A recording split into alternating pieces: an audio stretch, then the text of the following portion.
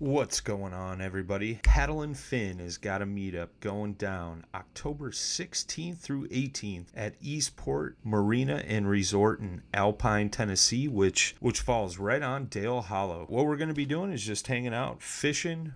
Depending on the number of people that show up and the interest, we may do a small tournament.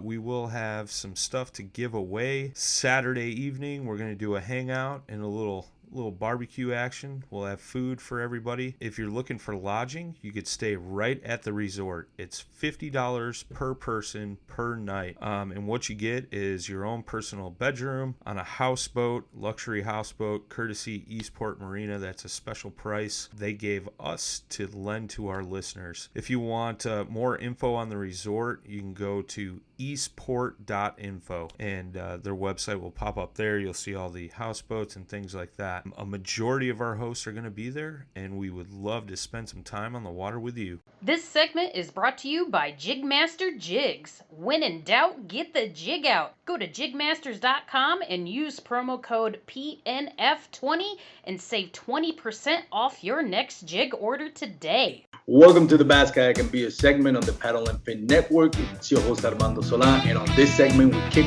back with a special guest and talk about life, kayak fishing, and the pursuit of big bass. So get your cold brews on and enjoy the show.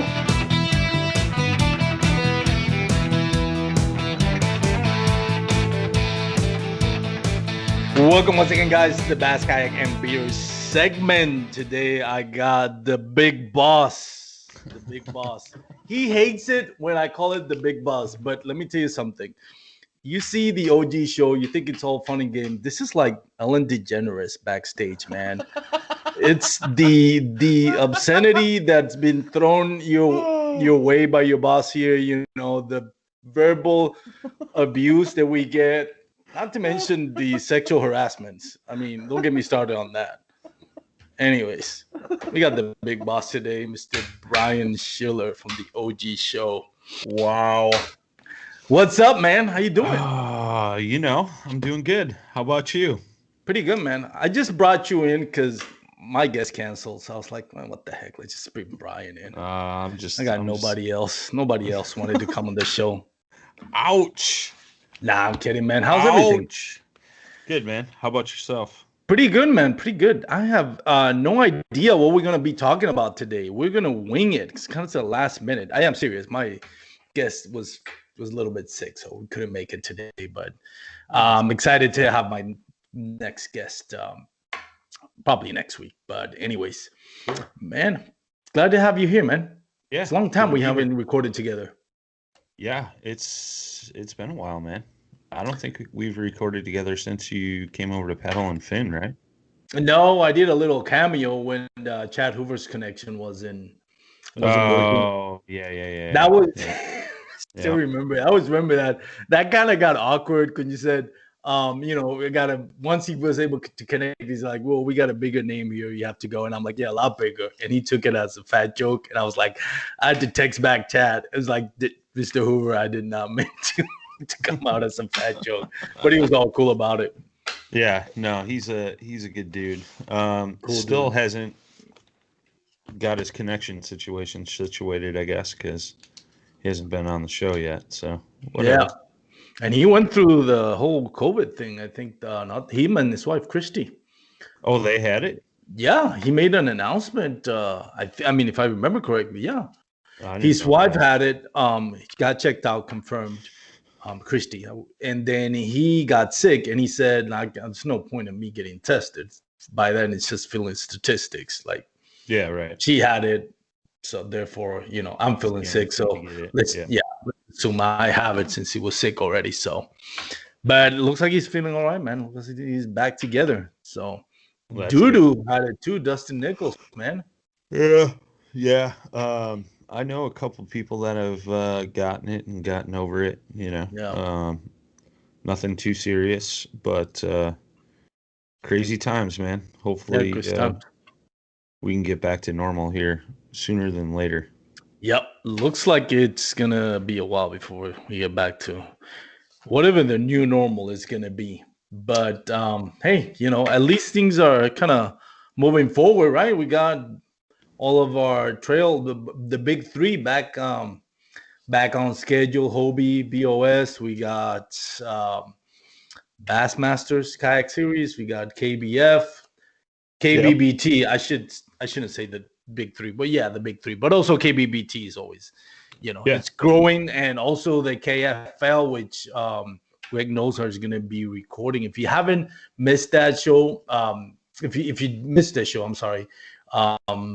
Dan Perry and Jimmy, don't call me Leonard Skinnerd, recorded for the Reel Down. So live show with Greg Nosa. Go check it out on Paddle and Fin if you missed the live show, on your favorite podcast platform. Yeah. Is Jimmy's from Alabama? Is Jimmy related to Leonard Skinner? This is probably the stupidest question I've asked in my podcast. I have to ask him. Yeah, I don't think so. I don't think so. He has the beard going on, it could be. Jimmy's a good dude. He is an amazing dude. Me and Jay Randall got to spend the weekend with him down at Kentucky Lake a couple weekends ago, and we had a good time, man. A lot of laughs, caught some fish, and yeah, it was just an all around great weekend. So it was good to actually finally meet him in person for the first time, and spend some time on the water together. We had a lot of fun, man. A lot of fun. Yeah, so, he's a great dude. Yeah, I'm looking forward to meeting a couple other guys that I haven't met personally. Dudu, you're gonna meet Dudu soon. Yeah, I can't wait to give him a big old hug, man. He's like my brother from another mother. Dan Perry, Sean Lavery's coming down. I've met Milford once in person, I think. Brad Hicks was out here by me this year already. Hoping Josh Eldridge makes his way down, and I think that's it, man. I don't know. I have a hard time keeping track of all of us. Nice. And for those that don't know, you're gonna have a meetup at Dale Hollow, right? Tennessee? Yep, Dale Hollow in Tennessee, and that is October. Sorry, I'm pulling up everything right now. October 16th through the 18th at Eastport Marina and Resort in Alpine, Tennessee. We're going to do a little tournament on Saturday. Food and barbecue Saturday night. And then we have country music star JL Fuchs is going to be there. Nice. Playing the guitar, singing. The resort is offering up like some cheap sack lunches. I think it's like $7.50 a person for a sack lunch each day. The marina is really rolling out the red carpet. If you're looking for a place to stay, you could stay right at the marina. It's $50 a night per person. You get a bedroom on a luxury houseboat, which is pretty cool. So you could. That's an amazing price. Yeah. So yeah, they're setting it up, man. They're wanting to draw in the kayak fishing crowd. They're actually becoming a kayak dealer, I guess, as well. Nice. They're going to start selling new canoes, and I forget what the other brand is off the top of my head, but yeah, they're selling kayaks there now and stuff. So it's a pretty cool spot. So it's going to be a lot of fun. I know guys are already making reservations and stuff like that, and it's just going to be a good weekend. And yeah, I'm going to be there for a couple extra days, so it'll be nice. Nice. Where can people contact for reservation? Reservations, you contact the marina or call Richard at area code 931-797-5064.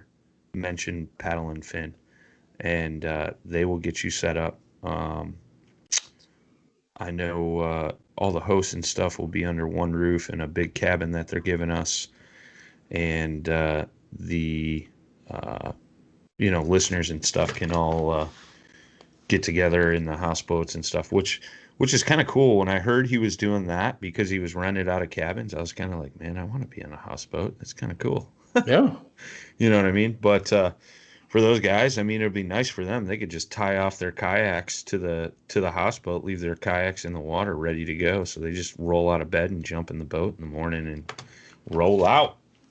So Nice. yeah, man, it'll be a lot of fun, man. We're gonna do some cool stuff, and I think people are gonna like it, man.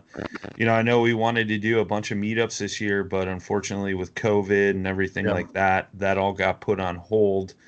So now that things are kind of taming down a little bit, you know, we can do this, and they have plenty of room for us to spread out. They have an outdoor bar and stuff like that, so everybody can kind of, you know, keep their distance and still partake and have a good time and stuff. So Nice, man. It's gonna be awesome. It's gonna be super fun. You know, hope more people get to go, man, and enjoy it, because it's gonna be super fun. Get a little tournament on the weekend, you know, for fun, bragging rights, and enjoy the company of some of the best hosts in the paddle and fin. yeah, man. Awesome. Yeah, it'll be a lot of fun, man. Good time. Cool, man. Cool.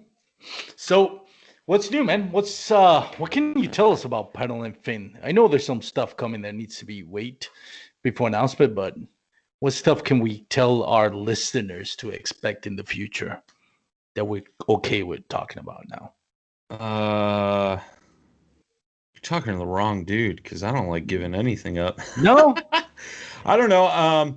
I mean, we, you know, obviously, it's kind of crazy, man, right? Like, so I started the podcast with a good friend of mine, and he has since stepped away, and Jay Randall kind of filled his shoes. And, you know, Jay and I are pretty close friends, and, you know, we started bouncing ideas back and forth off each other about this whole podcast thing as it was like gaining traction and moving forward, and, you know, ideas on what we thought we could do with it for fishing, kayak fishing, and the kayak fishing community in general.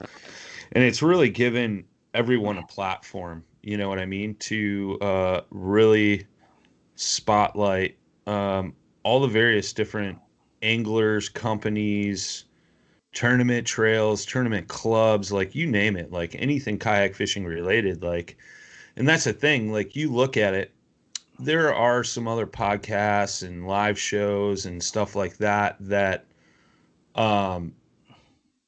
represent part of the kayak community, but they also venture out into the big boat world, the big bass tournament world, the old, you know, TV personalities and things like that. But we're legit 100%, like, we're all about kayak fishing.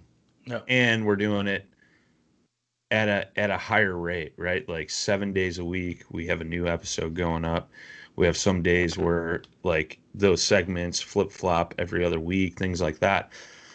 So we've gotten really big, and we've really taken off. And I guess I could kind of spill the beans on this. Like, so it took us a while to get to 100,000 plays.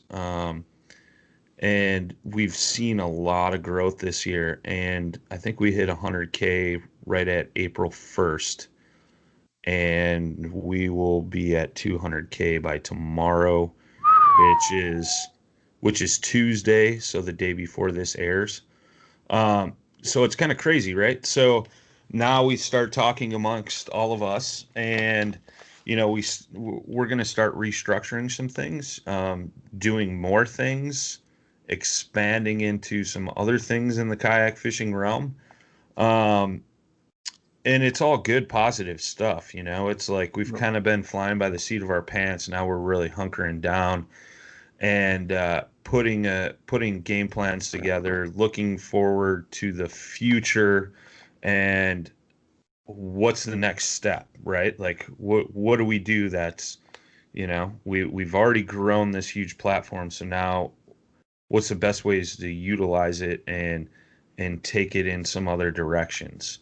in multiple directions, to keep bettering the community, the sport, growing the sport, and things of that nature. So, um, yeah, there's some stuff in the works, man. Like I don't want to spill all the juice, but Of I mean, course. like the meetup thing, right? Like, we're going to be looking at doing more of that in 2021. Just because we kind of got screwed with 2020 and that kind of Mhm. all got put on the back burner. And we got some ideas for that kind of stuff moving forward.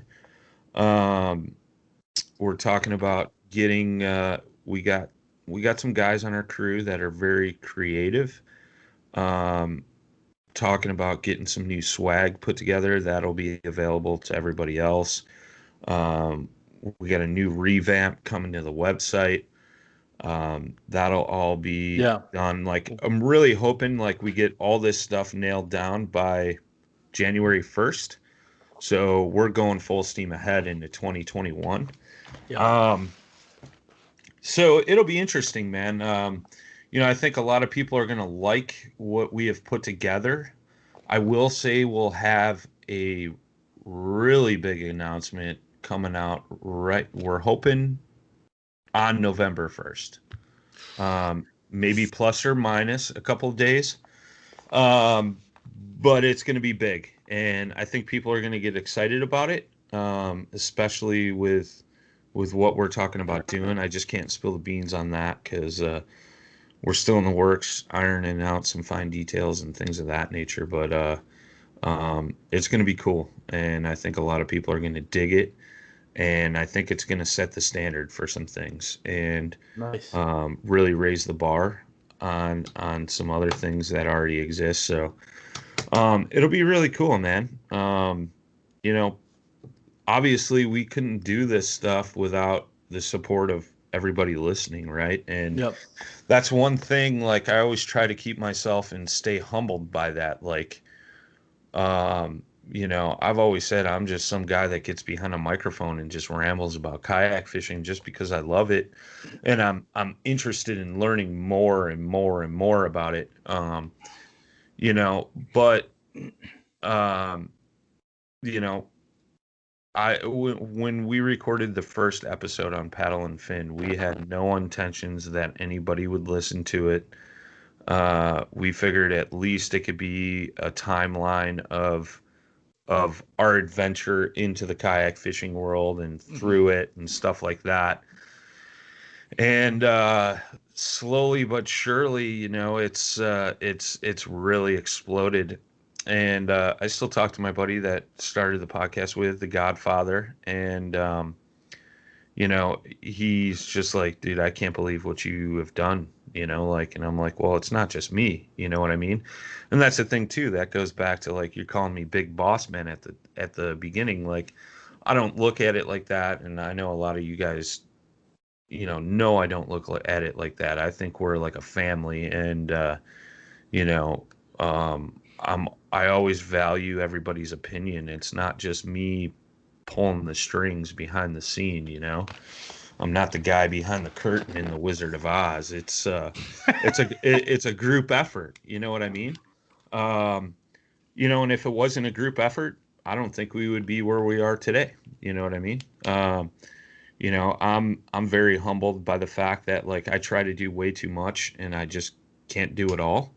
And it took me a long time to realize that as we've grown, as a podcast platform and a platform for the community. Like, I've always tried to take on as much as possible to not put the burden on the rest of us or the rest of you guys and gal. But now it's like we're to that point. There's no way I can manage it all with, Mm. having a 50 to 60 hour a week job, then doing this, and, you know, working for the kayak shop and things like that. Like, you know, um, a lot of people, I'm sorry, I saw a message come through on my phone. I got sidetracked. I know a lot of people just listen to the episodes, but they don't know like what it takes to like really sit down and get these things nailed down, get a guest like for instance tonight, man, like you had a guest that got sick, something that comes up, man. So now you're scrambling to make sure that you have an episode for your audience on the day it's supposed to be out, right? And like that just shows, and you're not the only one that's happened to. It's happened to all of us. But it just shows the dedication that we all have. Um, you know, we're not getting paid by this. Like nobody in the podcast world's getting paid for doing the shows. Maybe Scott Butcher, but Scott, I haven't seen a show from him in a long time. Sorry, bro. But you know what I mean? And that's just it. Like this is all, you know, we're doing this in our free time and for the love of the sport, dude. And I think you know, it's kind of crazy. And I think many people realize that, and I think that makes us more relatable, right? Like and I think that's what really captivates our audience is we're just a bunch of normal guys and gal, and we just love the sport of kayak fishing and talking about it and learning more about it. And along with our audience, I think we sometimes all learn together, which I think is the coolest thing in the world. You know what I mean? That was part of the foundation on starting the podcast is, you know, when I got into the kayak fishing world, I had a really rough time finding good, solid information. Like, I'll be the first to admit, the first kayak I bought was an Ascend 128T. Did a bunch of research. What's in 12T? Yeah, I did a bunch of research, watched a bunch of YouTube videos, and it was like, I've always been big on being able to stand up and stretch out. I'm a tall guy. I like to stand and fish. So like that was a huge thing, and I saw all these videos like these guys were like, yeah, I could do this, and it was a cheaper boat compared to some of the rest. And I sold that boat 3 weeks after I bought it, and that's pretty much right around the time we started the podcast. And you know, it was like there's so much false information out there, so why don't we like try to just gain as much information as we can and put it out into the public? There wasn't like podcasts, so to speak. I mean, back when Paddle and Fin started, there was Yak Tactics. Yak Tactics. There was Kayak Fishing Raw, which is based on saltwater. Their audio sucked. And Jim Salmon's. And I believe that was it.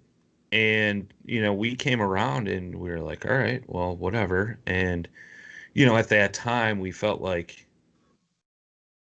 Yak Tactics was like our biggest competition, but like it wasn't even competition because we were huge fans of those guys. Like I listen to every episode those guys put out. They're really cool dudes. Yep. But sometimes because they're out on the West Coast, man, and it's weird that there's a huge divide between the West Coast and the rest of the country. And I feel like those guys get forgotten about sometimes for those folks on this side of the country. But dude, I mean, they have huge turnouts, huge tournaments, huge fish, multi-species fish, the ocean fishing, and all that good stuff, man. And you know, it was like, why not add to it? Why not be part of that where we kind of help bridge that divide and things like that, and kind of, you know, go back and forth and, you know, just continue to help educate, you know? So, I don't know, man. I know that was a long-winded answer for you, but... It was a perfect answer. No, but it's true. I want to touch on a little on something you said there. That it's interesting. The West Coast, man. We were talking about it on one of my previous episodes with Jimmy. And it's interesting because nowadays, you know, with technology and social media, everything, there seems like, you know, the world has gone smaller. But when it comes to kayak fishing, I'm thinking, and a lot of it has to do with geographic. But California, it's like it's a monster in itself. Like it's so divided between the Midwest and which is Bass Country, and the Southeast, which is Southeast and South Midwest, also Bass Country. There's that group of people that can just drive, from one tournament to another. But I mean, driving from California up to over here, even Texas, I mean, you have to go through the whole Rocky Mountains. Yeah. It's so separated. So as far as bass fishing goes, there's a bunch of dead space, and I don't mean to be insulting to anybody, but really, when it comes to bass fishing, there's a lot of dead space there when in the Rocky Mountains. And granted, Catherine Fields is from Utah, and she beat Christine Fisher on her first KBBBT fishing in Utah. So there is, but the culture is more trout fishing than it is bass fishing. I don't know of any major tournaments that has a stopover in the Rocky Mountains. So for them, it's over there, and then you have the Delta, which is completely different from any other fishing than it is in the Midwest. That's the thing. There is plenty of bass opportunities. Oh, heck yeah. There is bass tournaments, like KBF held a trail event in Pueblo, Colorado. I know Idaho has got a huge bass scene out there. It's a lot of river fishing, a lot of smallmouth, but they do have good largemouth up there as well, and big ones. And that's the thing. Like, you don't hear about it out this way. You know what I mean? But yeah, you're right. Like, traveling wise, doesn't make sense.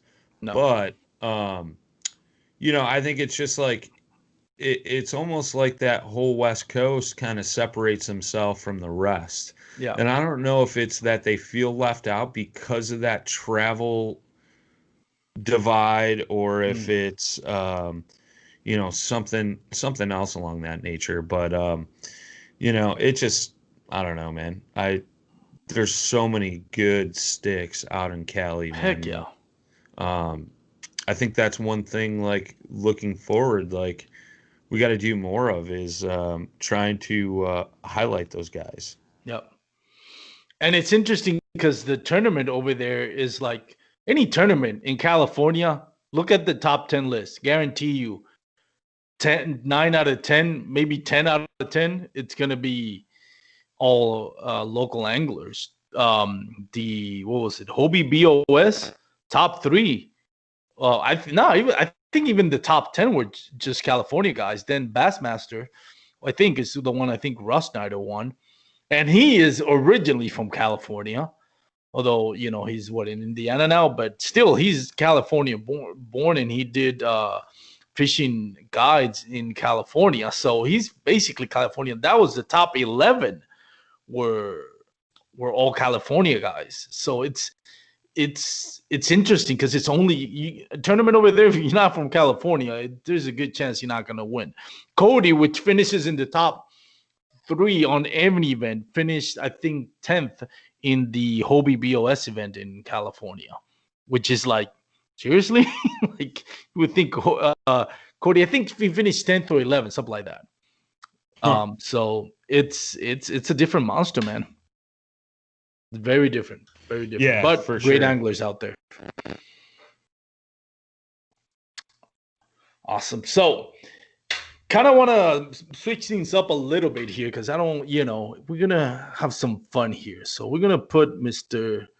Brian Schiller, the big boss, on the spot and ask him some questions. Some of them are going to be bass, fishing related. Other of them are going to be just crazy questions. See what he does. Let's put him on the fire here. You ready? Yep. All right. Let's see. First question. What nickname have you been called that you hate? Big Boss Man. That doesn't count. That I hate? I don't really have one that I hate. No? No, I go by so many nicknames, man. Yeah, I don't hate any of them except Big Boss Man or Boss. Yeah, those. Oh, you used to work in the kitchen. You're probably the only white guy in that kitchen, so I'm sure you got some nicknames over there. You just don't know what they mean. Oh no, I knew exactly what they meant. That was way back in the day. Yeah. Oh man. If you can go fishing with a fictional character, who'd you go fishing with? Fictional character. If I could go fishing with a fictional character, Yeah, if you want to take a fictional character, somebody that doesn't really exist, who would you take? like a cartoon or like a Fictional TV character. star?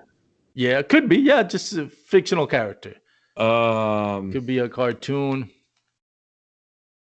Oh man.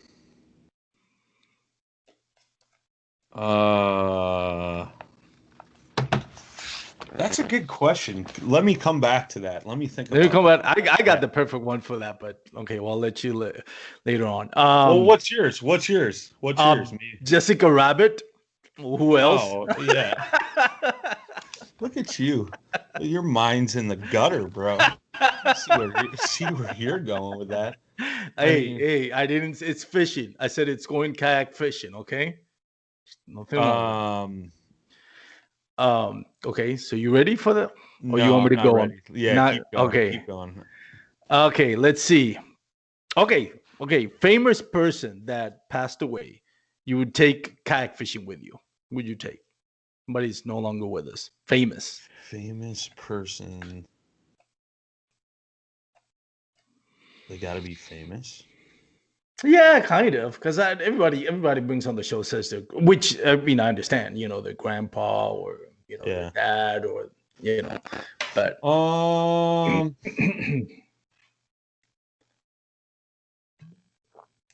is Bill Dance still alive? I hope so. I think he is, right? Yeah, he is. So that doesn't work.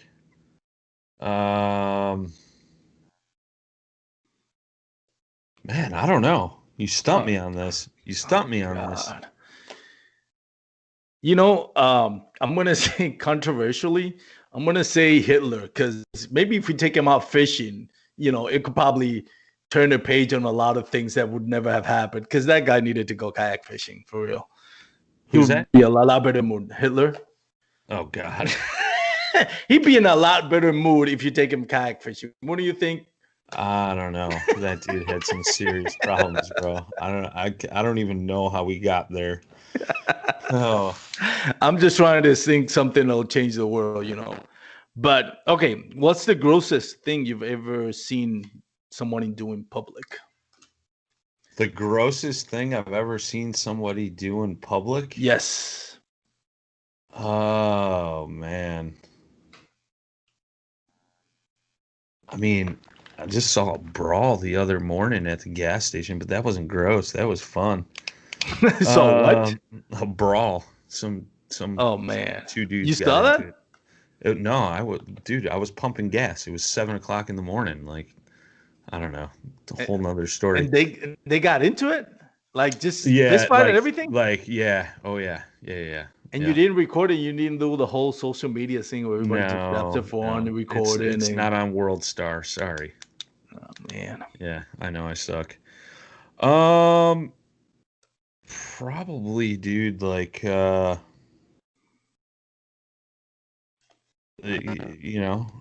seen some pretty nasty things at concerts. Like dudes not waiting for the porta potty and stuff. Like, there you go. Come on, bro. Like. Number one or number two? Both. Oh God. Yeah, that's pretty nasty.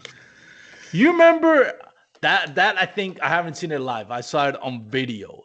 That I'm even thinking if I want to bring it up. But when the Philadelphia Eagles won the Super Bowl, yeah, you remember that? You know where I'm going with this? No, I don't know. Where people there was a video. I don't follow football. Yeah. What's wrong with you? I'm kidding. Hockey's where it's at, bro. That's true.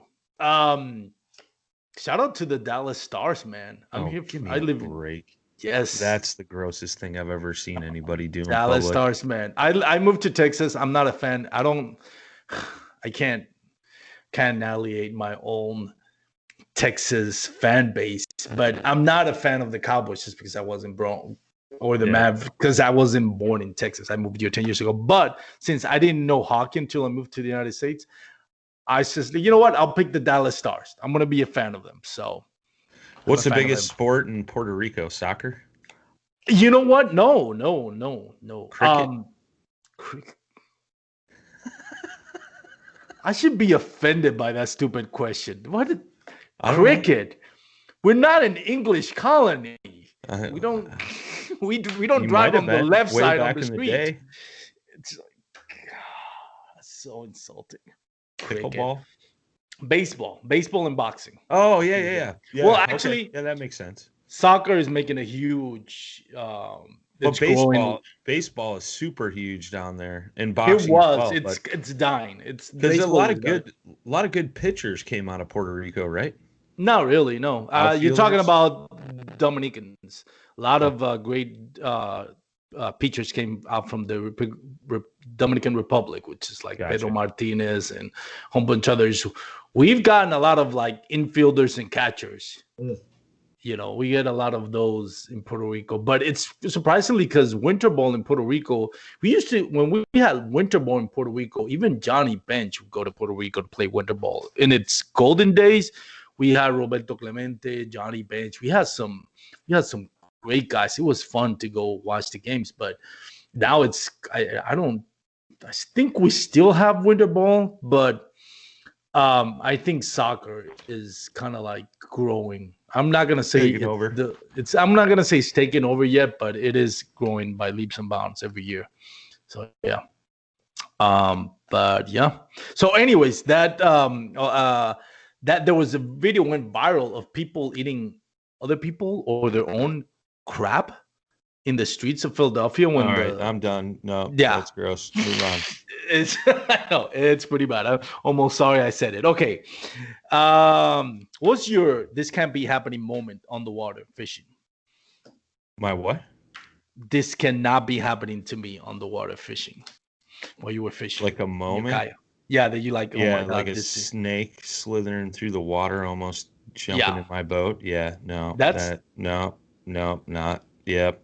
I don't like. That's snakes. Your moment. Yep. Wow. Or a big old spider coming down out of a tree as I'm fishing the bank. Yep. No, not happening. That's yeah. I started a couple of years ago before I even got to started doing kayak fishing. I started doing the whole float thing. Yeah. You got a little float with your flippers and yep. And here in Texas, when you get a 6 foot long gar just breach next to you and you're on that little float tube, that'll wake you up. Yeah, that'll wake you up real quick. See, I don't mind about that, dude.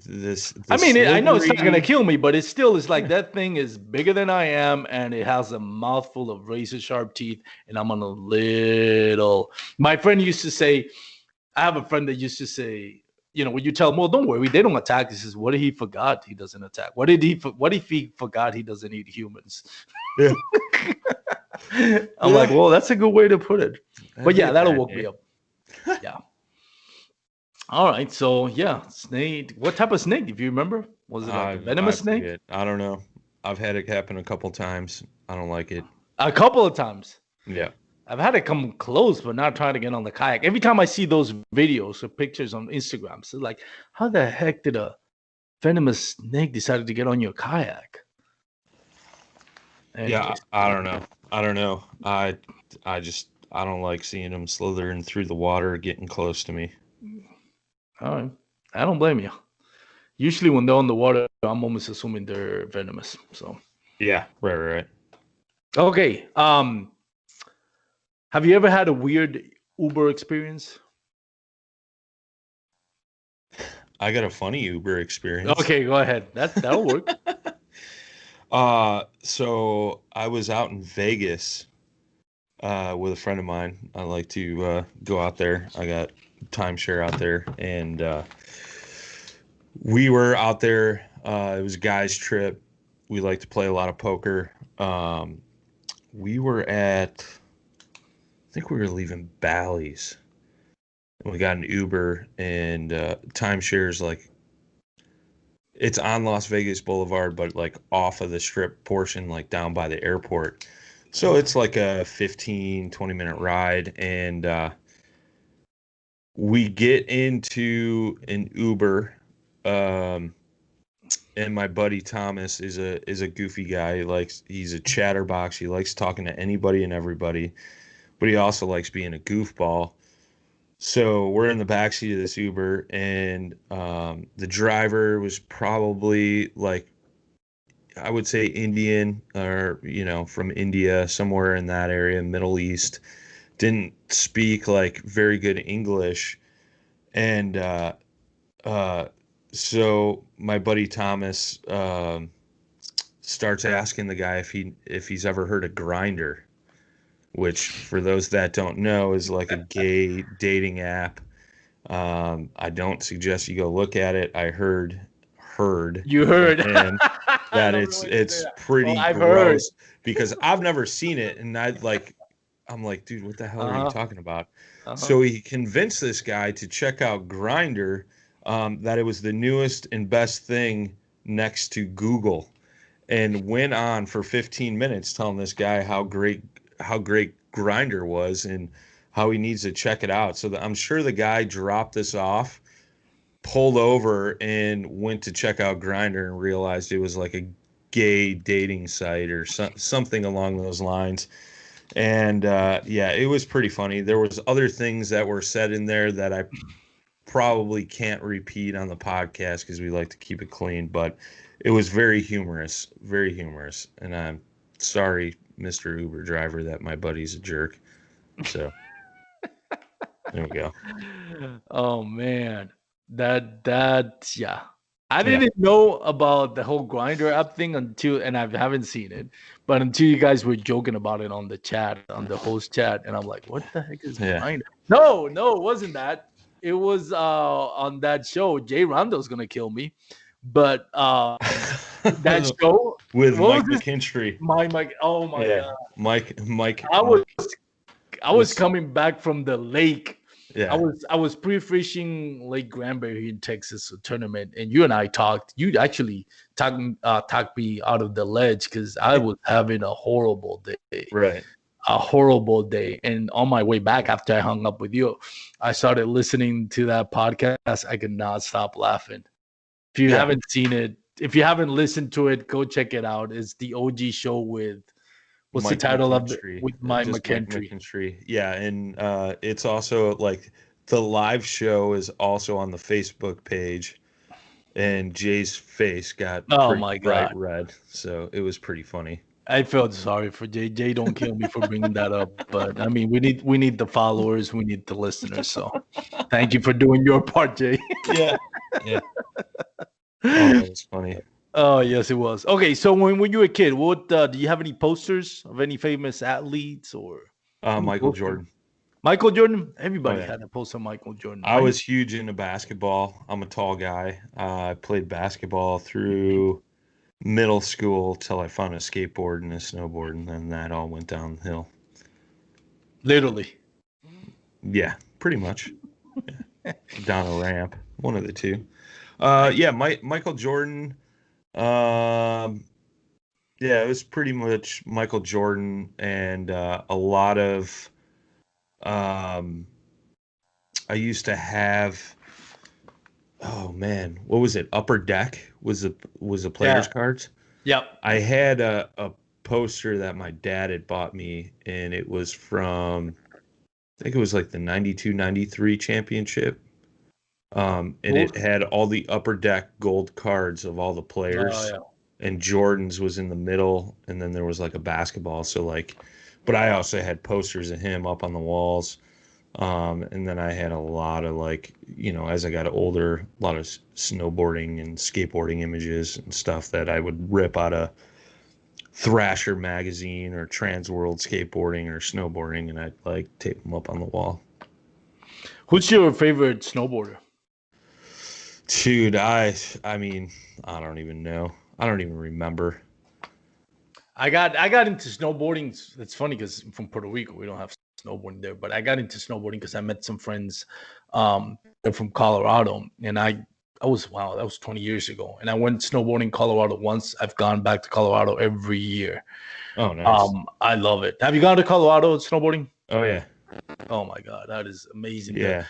What really got me like really pumped up about snowboarding was that Red Bull kind of like not documentary, but just I don't know, the movie called The Art of Flight with Travis Rice. God, yeah. I own that DVD. I still watch it all the time, and God, Travis Rice, that dude is snowboarding is crazy. What he's doing, crazy. Yeah, there's a few crazy guys out there, man. But I know the documentary you're talking about. I've seen it before. Yeah, it's Jeremy Jones, Travis Rice. There's a bunch of them. Shaun White, I think, was in that. Sean White did like a little cameo when they were like in the ramps, but I think the Art of Flight was more like backcountry. Yeah. And you see drops. Jesus, and drops, 90-degree angles, and the guy's doing 360s and inverts, and it's like, what the heck, dude? You're not even human. I'd love to do that. Dude, that. But yeah, man, it's funny. I want to touch on something because I think when I started doing snowboarding, I did not know anything about snowboarding, and I didn't really skate. Yeah, I did surfing, but the thing with surfing is, even though the balance is still there, surfing is based on energy that's moving you, pushing you on a wave, while snowboarding is gravitational pull. So it's completely different. How you interact with the board, and in this case, the mountain with the wave. And it took me like 5 years, because I would go like once a year, 3 days, back to back to back 3 days. So it took me like 3 or 4 years to really kind of hone in on snowboarding, and because I had nobody to teach me, and I was poor. I didn't have like all the money that I have was to like get on a plane, pay for the lift tickets, beer, and Doritos, because I was lunch, dinner, and breakfast. So I didn't have money to spend like $300 to spend on an instructor. And I wasn't going to do that $50 with kids that are 5 years old. So and there's a point to this story. It took me about 5 years to really master it. It was frustrating.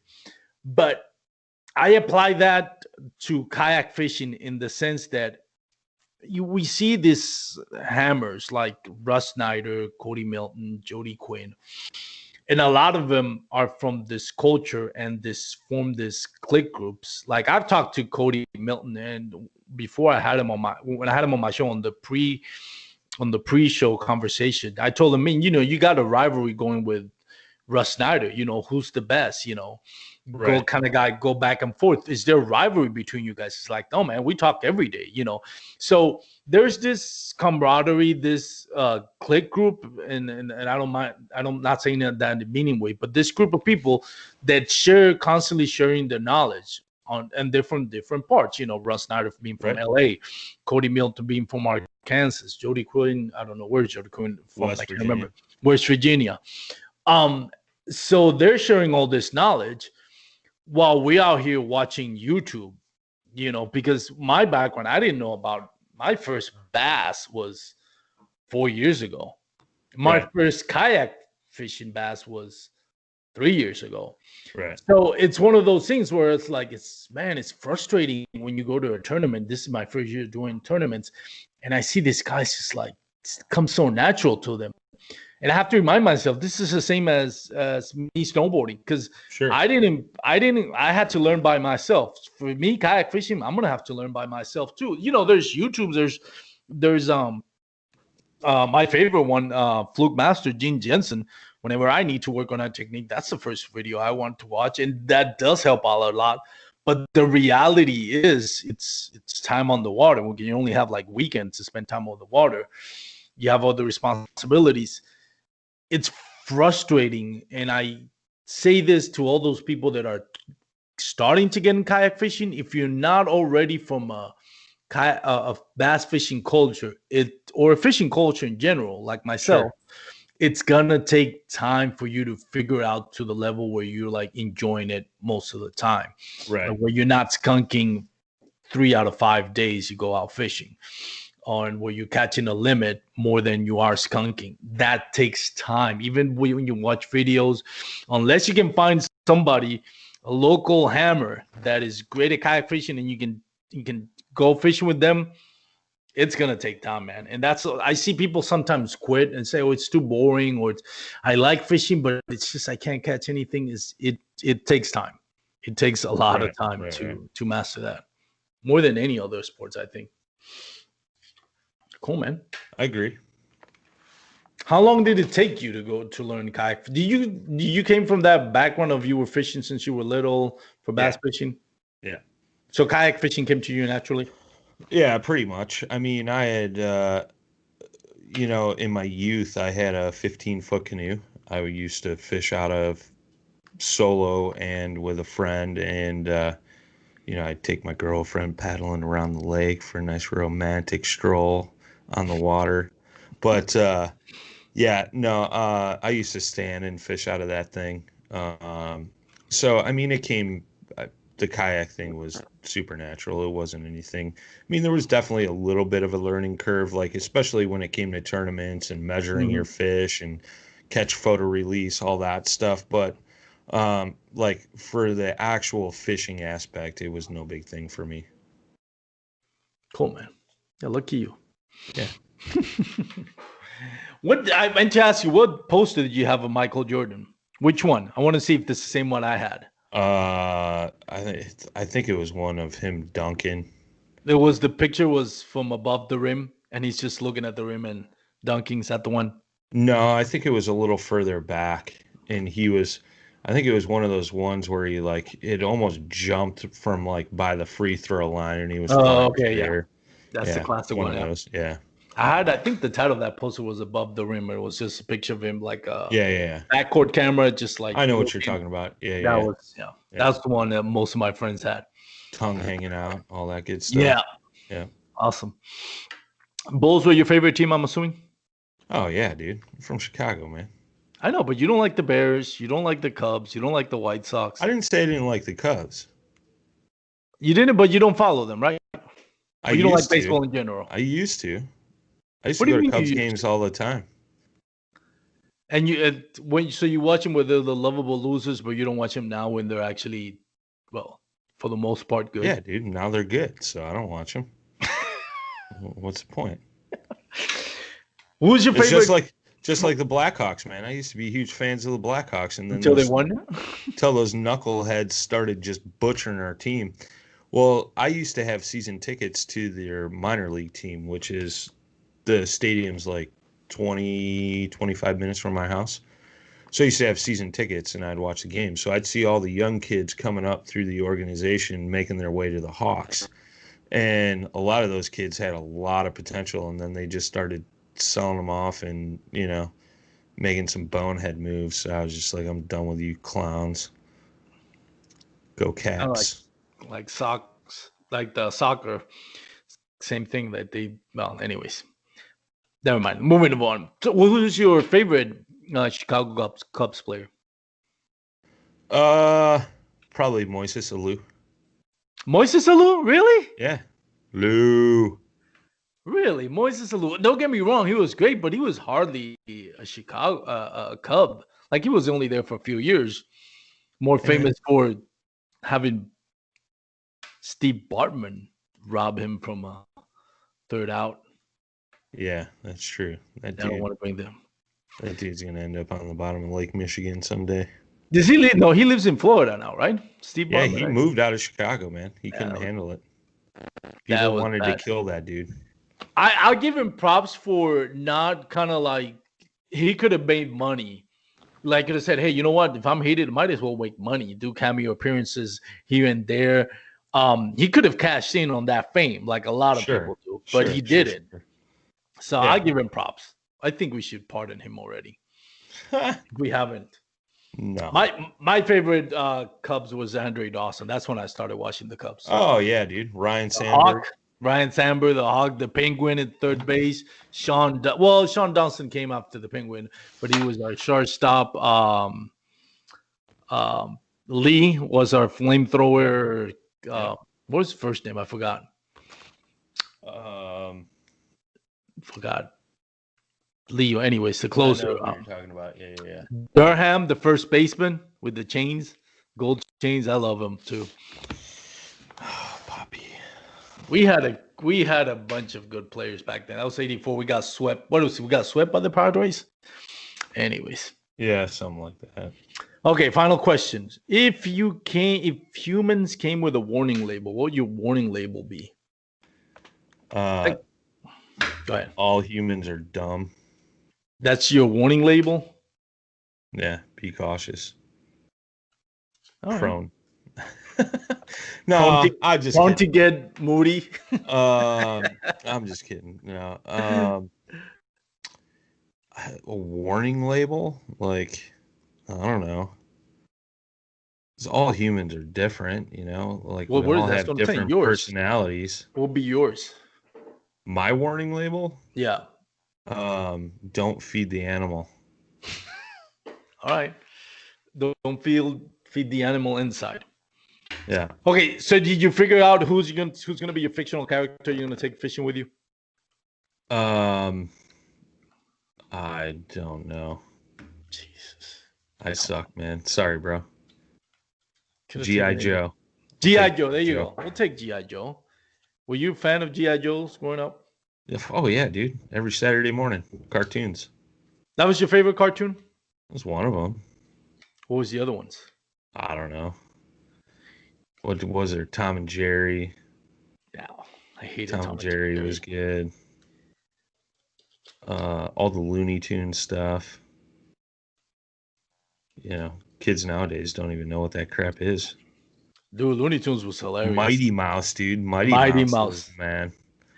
Yeah, I look at it now and I watch the and some of them are even banned now. And it's funny that they're banned because it's like, how is a Saturday morning cartoon banned now? And then I think about it, it's like, yeah, there was a lot of racism in those cartoons. Yeah. When you look at it now, you're like, holy crap, how did it get away with that? Like, really? Speedy Gonzalez? TV shows too, man. Yeah. TV shows too. Yeah. Archie Bunker, God, that was horrible. Archie Bunker and the spin-off, the Jeffersons. Yeah. That was another one, man. Yeah. Yeah. TV has changed. You cannot. That is one show. The world has changed. The world has changed. You can never. Has become way too overly sensitive, I feel. And yeah, in a ways they are. I think like there's a lot of TV shows you can bring back. You can never bring back Archie Bunker. Oh, no. There's no way you're going to be able to bring that show back. Never. No. Never in a million years. That was, when I look at it now, it's like, yeah, that one is, that one's a little bit. Yep. That was a little bit. Over the line, that one. Yeah. How did they get away with it? I have no idea. But I don't know. What was your favorite sitcom? I know we're going out of. We're not. If you're listening, we're not talking about kayak fishing anymore. Just so in case you haven't noticed, you can tune in now. Like, I don't know, dude. I'm like a big action guy. Like, Miami Vice was the bomb.com. Oh, the Miami Vice, yeah. Don Johnson driving around in a Ferrari with tubs, dude. Magnum PI? Did you like Magnum PI? Yeah, that was all right. That was my MacGyver. MacGyver. Right up my alley, dude. Dude, like, MacGyver. I love the Tinker. Walker, that was a little bit newer, but Texas Walker Texas Ranger. Yeah, Texas Ranger. Yeah. That was another one. Yeah. I liked sitcoms. I love to laugh. And I used to love Cheers, man.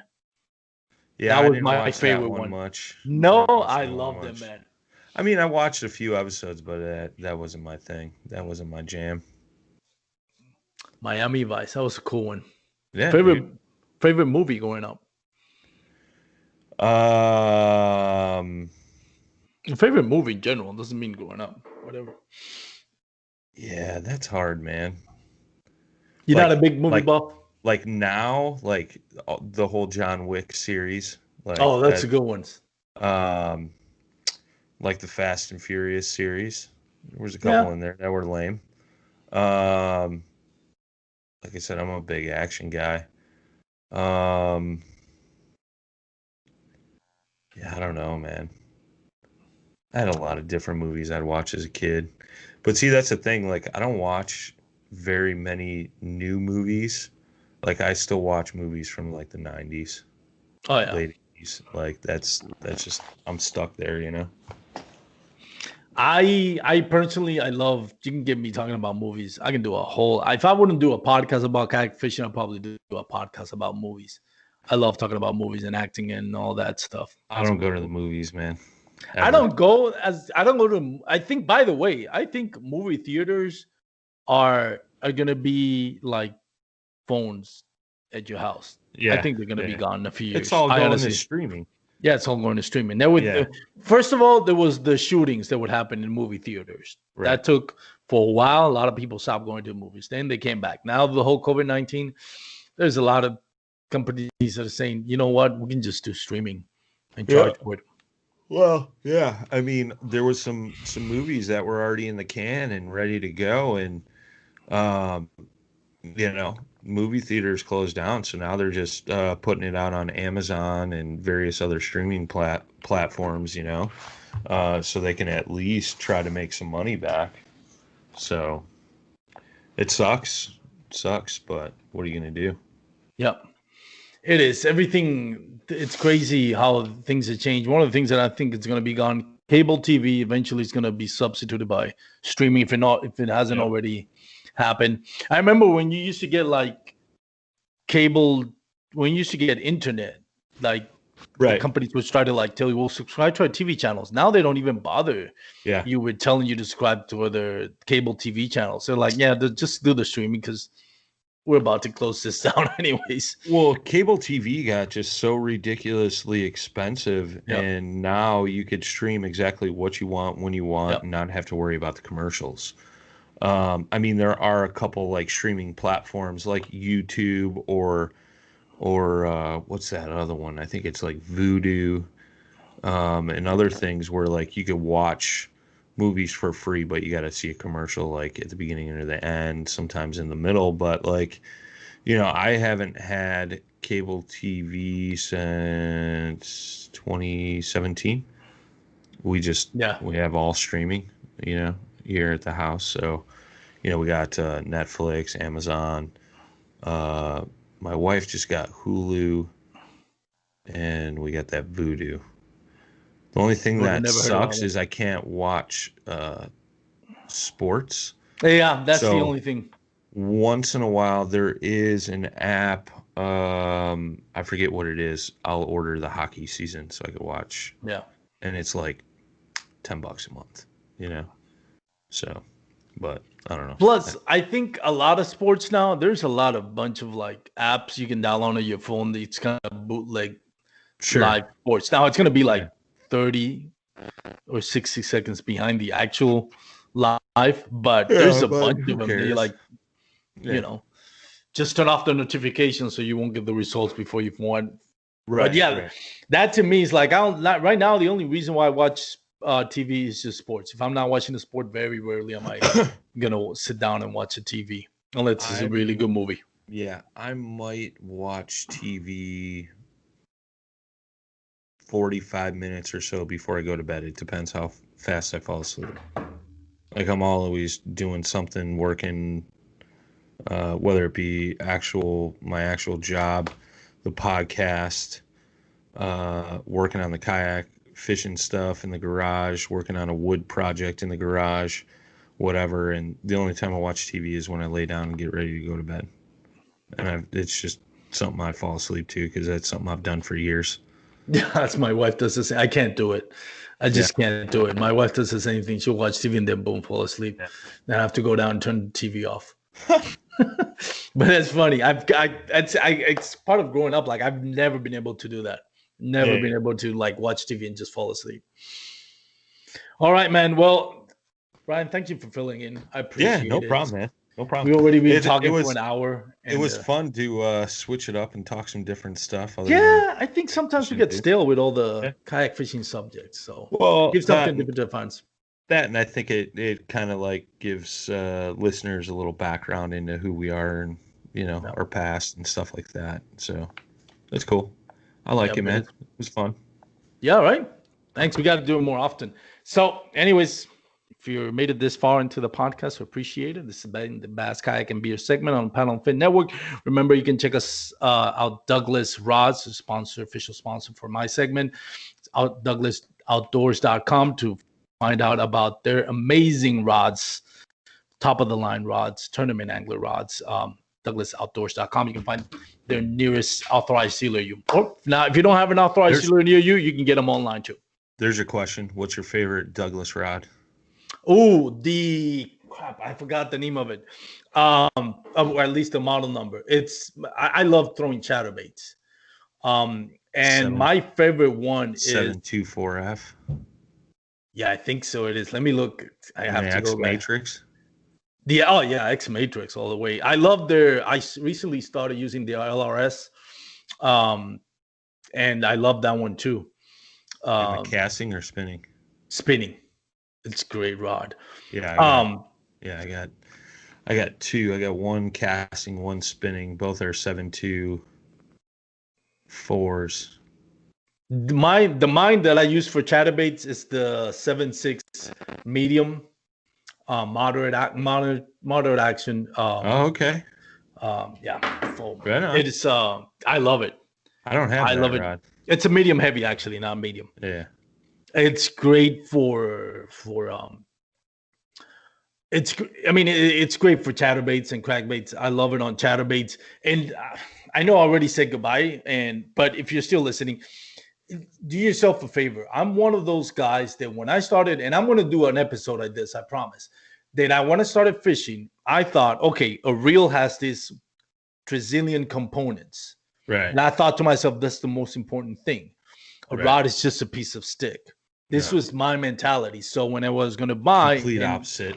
I started buying expensive reels and whatever I could afford, like a $50 rod, just because I wanted this high expensive reel and then a $50 rod. I cannot tell you the amount of fish that I would lose, especially in a chatterbait. You can't really screw up. Well, I guess you can, but because of the action of the chatterbait, it's hard to have a bad hook set on it because the hook set is set pretty much by the velocity of the fish hitting a moving bait that's moving fast. So, and I recently, after recording a few episodes with a few of the best out there that started talking to me about this, says, no, man, you're going about it the wrong way. It's at some point, if you have a budget, try to figure out that balance between a great rod and a great reel. If you have to sacrifice one of the two, I'm telling you, I've changed that aspect. I go with the best rod that I can, and then I'll try to find a good reel, even if it's not high-end reel or maybe a middle of the pack reel. I won't go to an entry-level reel, but something in the middle the pack, something in the $100 neighborhood. If I have to choose between a great rod, between a $300, $400 rod or $400 reel, trust me. The only time I do really think, okay, I need to get a great reel is for crankbaits. You need a great reel for crankbaits because you need to cast that long distance, get that crankbait to stay at that designed depth. Or so that one you really do need to spend some money on a great reel in order to get the maximum out of your crankbaits. But other than that, I mean, I'm telling you, I switch, and I don't want to sound this like an infomercial because I've used St. Croix rods and I've used Douglas rods. And on both occasions, I'm sticking with Douglas rods because I like them more. But on both the St. Croix and the Douglas rod, I have yet to miss a fish on a chatterbait. Sure. Once you get that bait, I have never had it come up. I had the crank stick from Bass Pro Shops. It was like $100. Now they sell it for $50. Yeah. Dude, I cannot tell you how many times I've had on the Slay Nation Tournament Series, and I'm going to say the names, but there was guys that were fishing in a team, young kids. They were on a budget, so, same thing. They got, whatever they can afford in rods. Sure. They lost the tournament. I was talking to them because they came out like third place. And it was a rough day. I managed to catch the big bass of the day on that tournament, which won me like $70. But I told him, like, man, you're one of the few who almost caught a limit. He says, oh no, we got a limit. The problem is we kept losing them. They kept coming off. It's like, man, if you would have just had a better rod, if you would have spent, that would have paid off, because that was the difference from winning for them. I think they won like $100 coming in second or third. To coming in first, you would have got them $300. So the rods would have pretty much paid for themselves. Yeah. If you're a tournament angler, man, you need to get. And again, there's a lot of people that's on budget. Say, man, if all you can afford is a $50 rod to get you on the water, go ahead, and then save up for your next rod. I don't want to pressure anybody into saying you have to spend $400. All you need is a rod and a reel, and it could be the cheapest one. You can find the market, you can still catch fish. Don't get me wrong. Not trying to pressure anybody to overexpand your limits, but try as much as you can. Save the money. Get yourself a good rod. You're going to thank me. Trust me. Anyways, that was my, how do you call that? Rant of the day. So, Brian, thanks again for listening, man. No problem, man. Anytime. Take care, buddy. Peace out. Peace. Thanks for tuning in to another killer episode on Paddle and Fin. Don't forget to go check out our website at paddle_n_and_fin.com. Don't forget to check out the YouTube channel at Paddle and Fin. If you got a question, comment, want to hear from a future guest on a future episode, feel free to email us at paddle_n_and_fin@gmail.com. Don't forget to follow us on social media at Paddle and Fin on Facebook and Instagram. Shout out to our show supporters, Angler. The Angler button and app just makes for a better time on the water and creates a virtual logbook for every fishing outing out on the water. Shout out to Rocktown Adventures, located in Northern Illinois, for all your kayaking, camping, and hiking needs. TRC Covers, protect your investment. Ketch Products, shout out to Ketch Products. Go to ketchproducts.com and put the Paddle and Fin logo directly on your catch board. Shout out to JigMasters Jigs. When in doubt, get the jig out. Go to JigMasters.com, use promo code PNF20 and save 20% on all your jig and tackle needs.